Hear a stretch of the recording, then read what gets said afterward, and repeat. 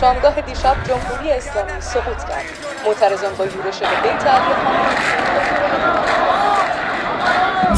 تون کوه بلند که سر تا پا غروره مدال ارزشمند کیمیا علیزاده رو بیش از 50 کمپانی فشن اینجا حضور دارند. نباید چی پیگومین یکم شد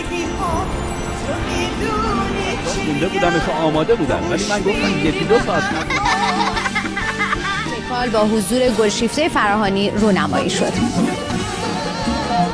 به ماه پایدم خوش اومدید. ترانی مسئولی صحنه برای اولین باره که داره در طول قرنها رقم میخوره برای ایران.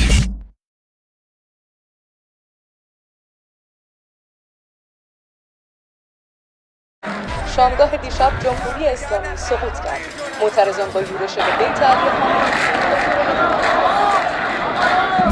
تون کوه بلند که سر تا پا غروره مدال ارزشمند کیمیا علیزاده رو بیش از 50 کمپانی فشن اینجا حضور دارند.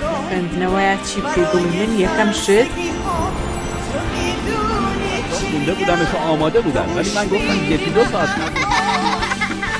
نیکال با حضور گلشیفته فراهانی رونمایی شد.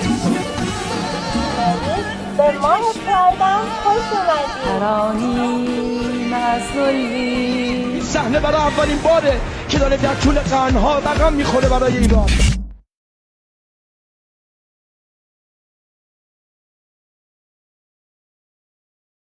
شامگاه دیشب جمهوری اسلامی سقوط کرد. معترضان با یورش به بیت علی خامنه‌ای تون کوه بلند که سر تا پا غروره مدال ارزشمند کیمیا علیزاده رو بیش از 50 کمپانی فشن اینجا حضور دارند. نباید چی پیگومین یکم شد